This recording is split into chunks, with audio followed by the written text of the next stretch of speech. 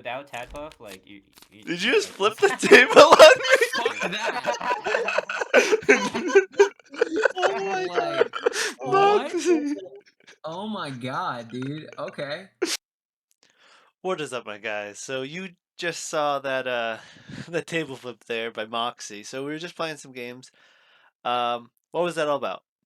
So I made this deck, and Moxie was playing his own custom aggro deck that was honestly very good. It just didn't do so well against this deck.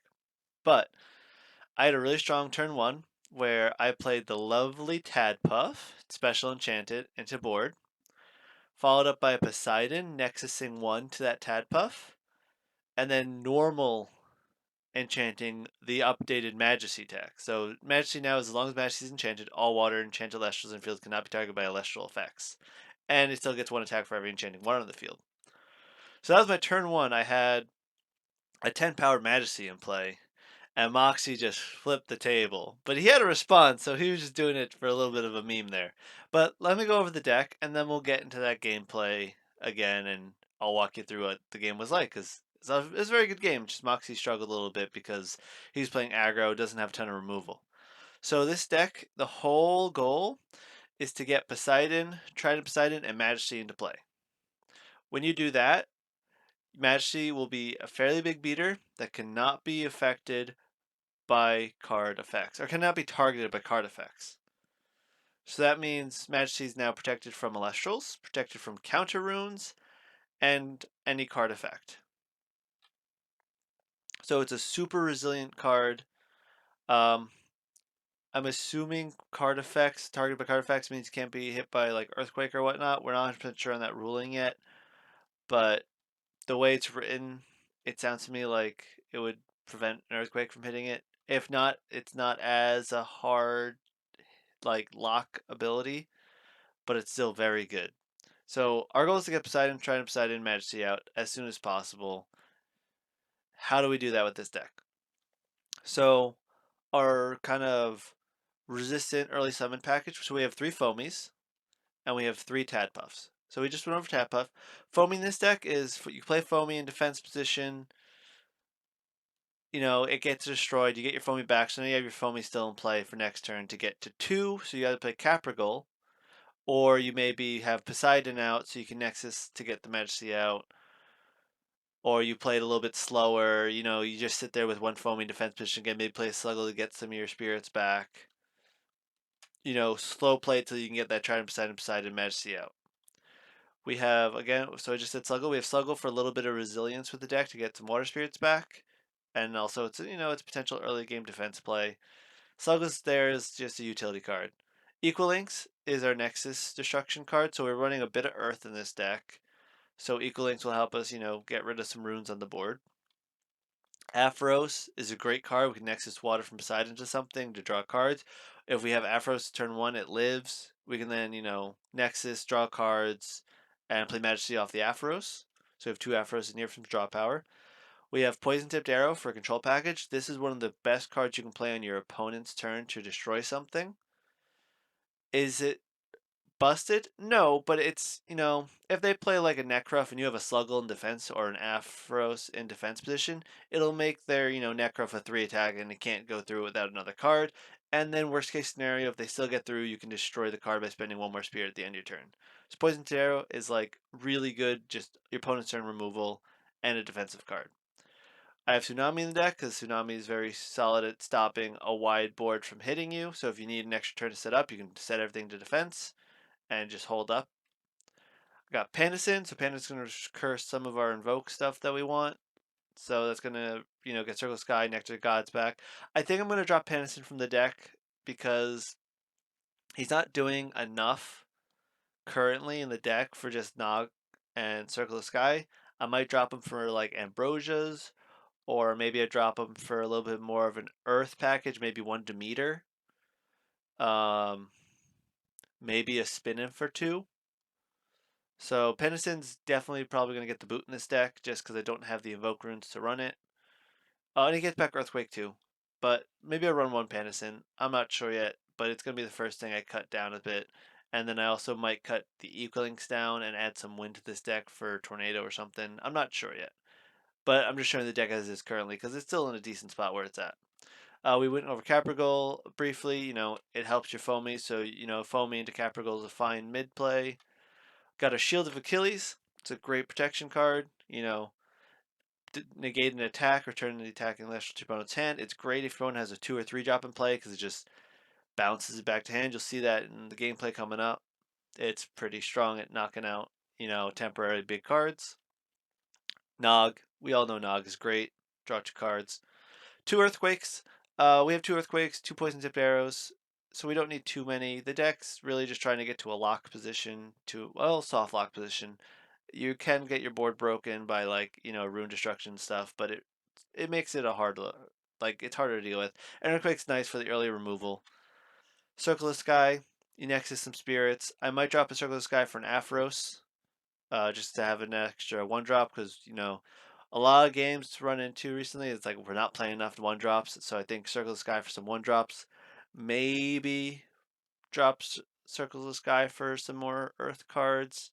Maybe for a September, and I run 1 September with Trident Poseidons to potentially get to my backup plan is we run 1 Centaur. It's an extra boss monster. With the amount of Nexus in this deck, you can get Centaur properly enchanted.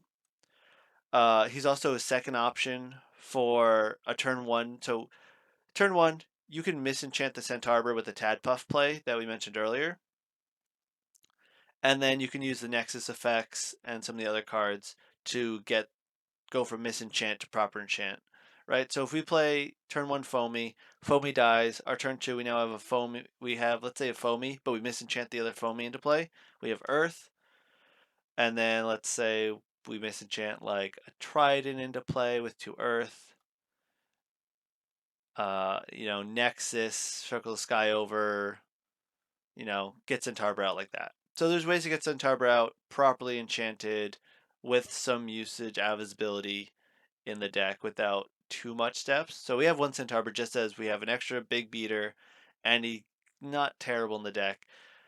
We don't run a fully forest in this deck, so we don't have enough earth to make it work. And I don't run Atlantis in the deck because that's not really what this deck's trying to do, because generally a big Magisea is enough to deal with the board, and having the removal package that we have is enough to deal with their big things that Magisea wouldn't be able to deal with. Like maybe they get a Trifernal out, hard playing it or something, well, we can just Earthquake it. So yeah, that's the deck. We'll go jump right into the game, and I'll see you in half a second when I edit this video and you see the rest of it. Yeah! Talk to you a bit. Alright guys, welcome back. So we're just going to go take a peek at this game that we played. Yeah, so turn 1 I did Tadpuff into Majesty Poseidon, yada yada yada. So my opponent's going to start his turn. He plays 1 face down card. I'm like, okay, I hope that's not Shield of Achilles. It's probably Shield of Achilles. It's something to do with Majesty because, yeah, he just flipped the table as a joke, but he's got to have an answer. And then he expends 1 to draw a card because he's nothing else to play. So I start my turn. And I just go, alright, hopefully not Shield of Achilles. Swing at you. What's going on? And then he's like, yeah, it's Shield of Achilles. He flips, he expends 2 for it. I'm like, well, back to my hand. And I'm thinking right now, well, I got Tadpuff and Poseidon still in play, so I can just do it again on my turn. And my face down here is a poison tipped arrow. So I'm going to pass back to his turn after my attack because the turn ends. And I'm thinking, okay, poison tipped arrow takes care of whatever creature he might play if he drew a creature.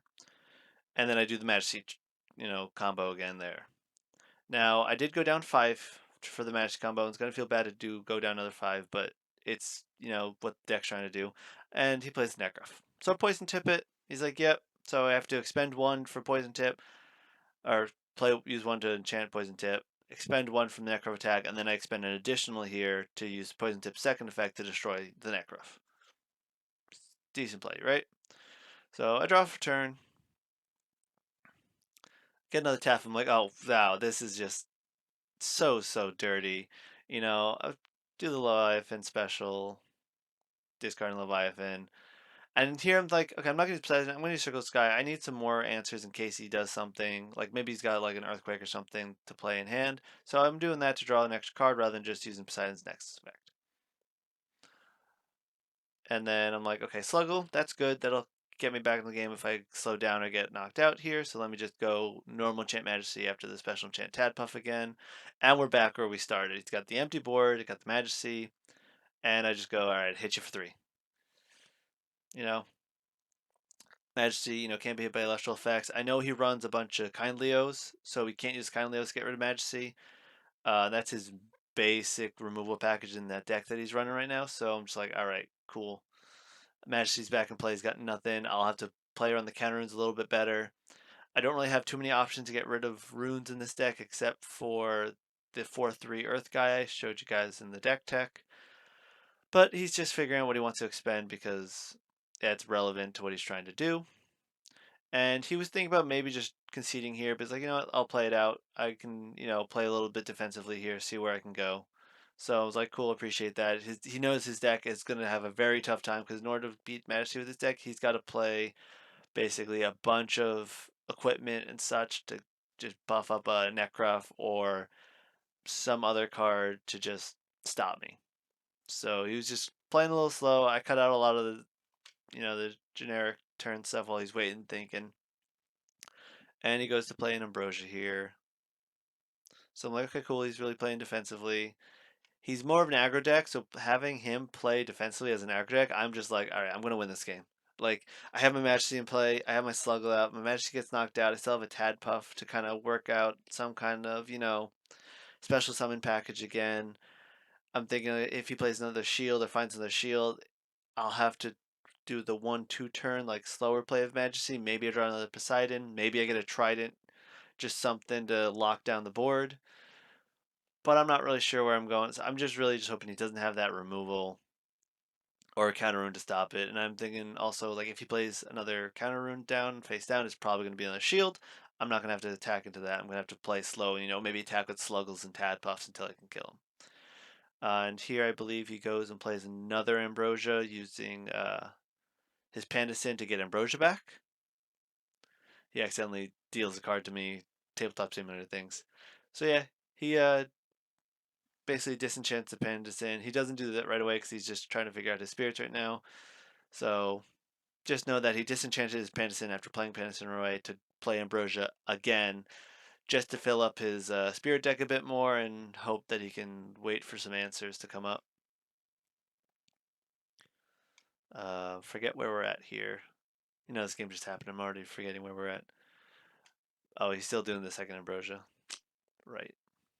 Yeah, again, managing your spirits in this game is a huge importance. Just knowing where you're putting things just to kind of be able to finagle things and not accidentally be misplaying stuff. Like, there's a bunch of games where I'm running to, it's like, oh, if I only had the one more water spirit, if only I expended something different earlier. Managing those spirits is really important, and Brosia really helps with that. I didn't realize that he forgot to expend the Panacin here. So we just kind of kept playing. I'm realizing that now. Maybe he did. Maybe he just had 2 Ambrosias. I gotta double check the footage again. But regardless, he Ambrosiaed a bunch. He has Panacin and play all that jazz.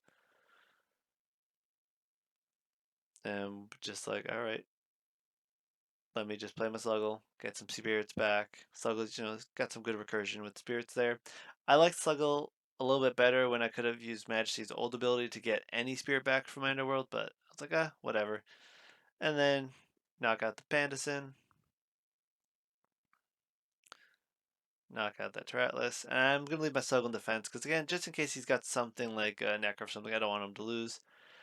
Here, I'm like, all right, I got to double check something real quick. I wanted to check some card text, but I was like, you know what? I'm recording. Let's not. Follow back over to the game. But yeah, now he's just kind of thinking, like, what do I do here? I'm fairly certain we get to a point where he just concedes. Let me just skip ahead.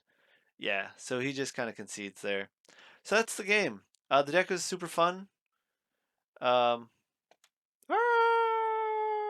you're watching it live. Yeah, super fun deck though. I hope you guys enjoyed that game.